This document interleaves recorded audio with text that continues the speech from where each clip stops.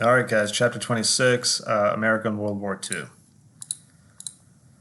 All right, so December 7th, 1941, again, the attack on Pearl Harbor, devastating attack, over 2,000 American servicemen, killed or wounded, in addition to many other civilians who suffered in those attacks, crippling the American Pacific Fleet, and shock and terror in some circles here in the United States. We know that by December 11th, America is at war with all the Axis powers, right? And I would encourage you to watch that video of FDR's very famous speech following the attack on Pearl Harbor to Congress. Something else that happens is that the Japanese didn't just attack our naval base in Hawaii, they also attacked other locations in the Pacific, right, around this period. One of which was the Philippines, where we actually did have forces led by General MacArthur. The Philippines can't hold out. The Japanese attack comes swift, and it ultimately is a victory for the Japanese. What ends up happening, though, is that MacArthur has to leave in shame. He's ordered by FDR to leave his men on the island to be evacuated. He makes a very famous promise, "I shall return." And what follows is that the Americans that are left, who are underfed, sick, wounded, that sort of thing, become POWs, right, prisoners of war. And there's an event known as the Bataan Death March, and the American public begins to kind of get a sense personally, right, of how ruthless the Japanese military could be at this time.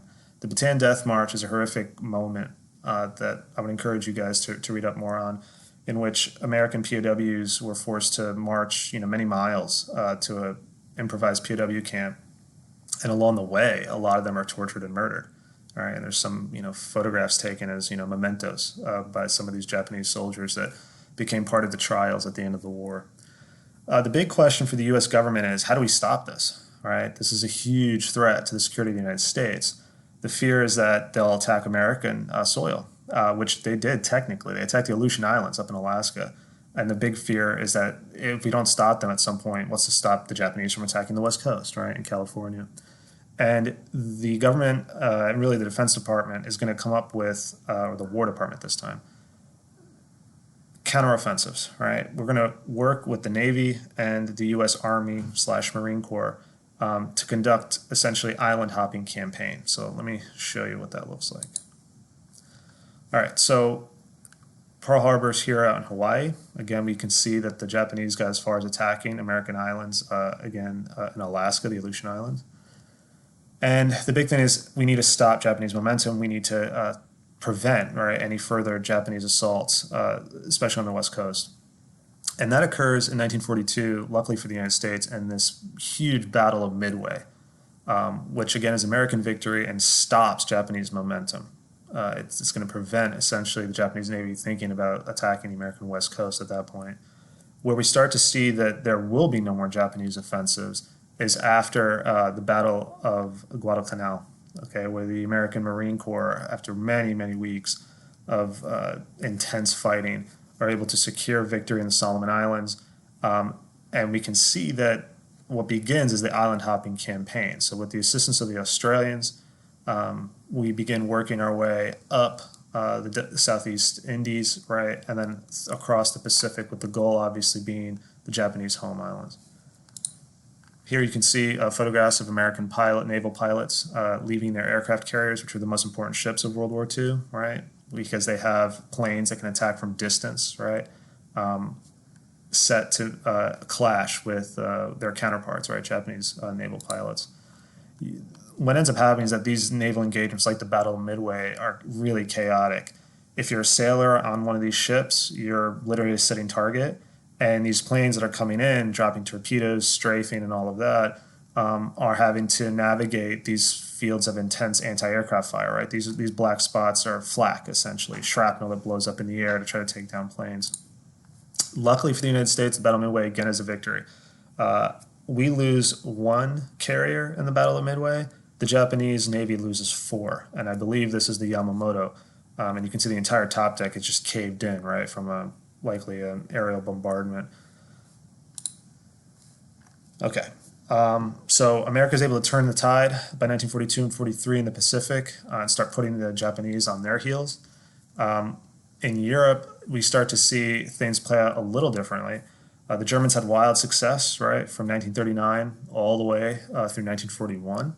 Again, Hitler had invaded the Soviet Union in the summer of 41, cut through the Soviet Union very quickly, taking not just thousands of miles of territory, but resources and, killing many, many civilians. Stalin is desperate. You can actually see here, this is a Soviet recruitment poster, right, which is basically using something that communists were not supposed to believe in, which is Russian nationalism, right? Russians call their country the motherland, and this is encouraging all Russians to serve, right, to defend the country. Stalin reopens churches, right, Russian Orthodox churches, which communists were not supposed to permit. He is desperate. And what ends up happening is that he's begging the United States and England to open up a second front in Europe, right, to draw off some of the German forces from his country so that the Soviet Union can survive, right, can actually start winning. There's a lot of dispute over that. And the big, clash between the Allies is America really ready? Is our ground forces ready for a direct clash with the strongest units of the German army in Europe? And the consensus is we're not. We need time to prepare. So in 1942, what ends up happening is the United States and England, in addition with the Canadians, basically attack North Africa instead. Not what Stalin really wanted, but it's what he's going to get. In the Soviet Union, they finally have a turning point of their own within Russia called the Battle of Stalingrad, which occurs through the winter of 1942 to 43. It is a battle of attrition. An entire German army ends up basically, getting surrounded and forced to surrender despite Hitler's orders, and is really the turning point. The Soviets will start to actually turn the tide and push back and roll back German forces in the Eastern Front. So as you can see here, this is kind of our philosophy by 1942. We need to take the fight to the Germans, but we can't actually take them head on in France, where they're very strong. Hitler had ordered the construction of something called the Atlantic Seawall, a lot of coastal defenses. So we decide to attack North Africa. Number one, it's going to buy us some time and valuable learning experience, hopefully, for our soldiers, our officers, and also logistics and all that. The bigger thing, though, is that this really feeds into the British interest in Egypt. They have a strategic object of interest known as the Suez Canal, right, which is their lifeline to India and the British Empire. And there's a real fear that the Nazis will take it. In fact, the Nazis attempted to. But by 1942, we're able to land, and despite some real mistakes and blunders and some losses, like at the Battle of Kasserine Pass, we're able to make things work, learn from our mistakes, adapt, and actually turn the tide, right, against German forces. Once we take out Axis forces in North Africa and secure the Suez Canal, we still do not listen to what Stalin's asking for. We do not invade France in 43. Instead, we take the fight to Italy. That was Churchill's decision, ultimately. He pushed and FDR agreed to. The goal being that you could punch through the soft underbelly of Nazi Germany. The big mistake with this is that Sicily fell very quickly, but we faced major problems in Italy. And the big reason for that is we invaded the wrong way, right? Italy's all mountainous in the north, right? And if you're attacking an enemy, you always want the high ground. And we make that mistake, and American forces get bogged down pretty quickly. And we start to suffer very heavy casualties by 1943 in Italy. And so that delays the Second Front in Europe, the invasion of France, even further, upsetting Stalin in the process. Again, this is General Erwin Rommel of the German Army, nicknamed the Desert Fox, right? Very talented officer, who really kind of hurt us pretty badly at the start of the invasion of North Africa, but ultimately finds his counterpart in General George S. Patton, an American officer who kind of dominates the press back home, who is able to achieve victories, who has the respect of his men, and is super aggressive. He's also kind of crazy. He believes that he's a reincarnated Roman general. He is incredibly aggressive. He understands the use of tanks and mechanized combat, and again, taking it to the enemy and achieving momentum. He eventually gets in trouble with the High Command, headed by another American general, Dwight D. Eisenhower, when he angrily visits a field hospital in Italy and slaps a guy with shell shock. That results in him kind of being pulled out of action for a time in Europe. And again, by 1943, Allied forces have successfully liberated North Africa, right? This is a cool photo of an American bomber flying over Egypt, right, the pyramids. This is how far the German armies have gotten in the Soviet Union. They've swept through Poland, through the Baltic states. They're not far from Moscow, where Stalin is.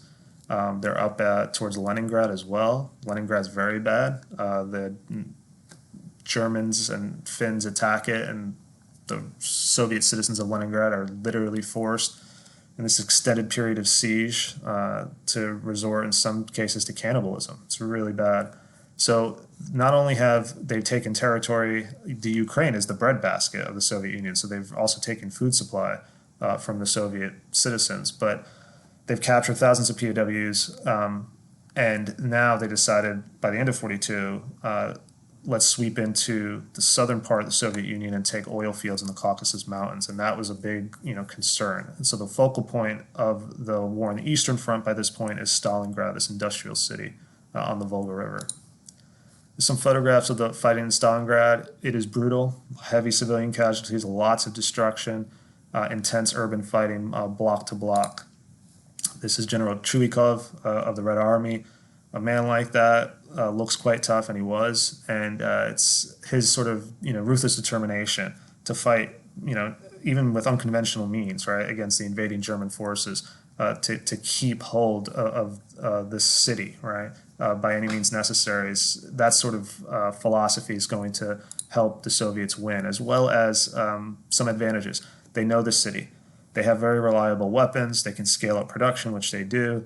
They're adapted to the climate. The Russian winter is brutal in 1942 and 43, and the German army really is unprepared for it, while as the Russians, are able to better adapt to it.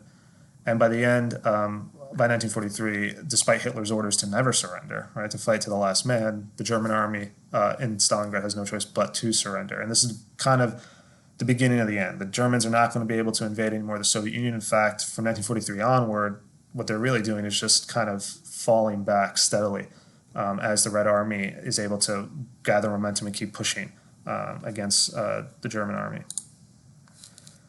The big question for the Allies is, what are our goals here, right? And this is a cool photograph of from the Tehran conference, what becomes known as the Big Three. The first, though, sort of goal setting, you could argue, occurred all the way back in 1941 with the Atlantic Charter, right, which basically saw FDR promise Churchill that if the U.S. ever got into war, our first priority would be defeating the Nazi menace, right, of Europe. That's true. By the time we enter the war, the American public expects that our first priority is the defeat of Imperial Japan, and it's really not. All our strategic decisions, the first priority is the defeat of Nazi Germany. In the Casablanca conference, you see a couple other things ironed out.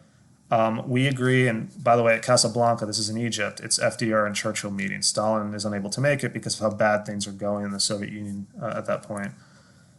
Unconditional surrender. This is a huge thing.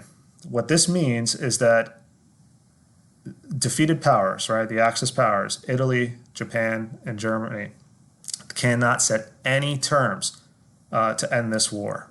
They must accept that when they surrender, the Allied powers, the victorious powers, will dictate everything that follows. That's a hard line, and it sets a very high bar. But this war is going to cost so much, right, in human lives. This is the most destructive war in modern history, which is saying something. And as in addition to finance and all these other things, that it's really understood that this is going to basically reset, right, the global stage. And something needs to justify, right, this tremendous cost in human life. And unconditional surrender is seen as necessary to do that. The second thing that's agreed to is that Churchill and FDR promised that there will be a European invasion at some point in 1943, again, with the focus being on an invasion of France. This is really to please Stalin. The Tehran Conference. This is November of 1943, later that year. This is when all three finally meet. And the invasion of France will be called Operation Overlord, and we have a date. We're going to end up pushing back that date to the frustration of Stalin. The other big agreement at Tehran is that once Germany's done, Stalin promises that he will help with the defeat of Imperial Japan. And one thing about Stalin, he's a monster, but he keeps his promises. And that's going to be an issue moving forward. Okay, we'll talk more about that.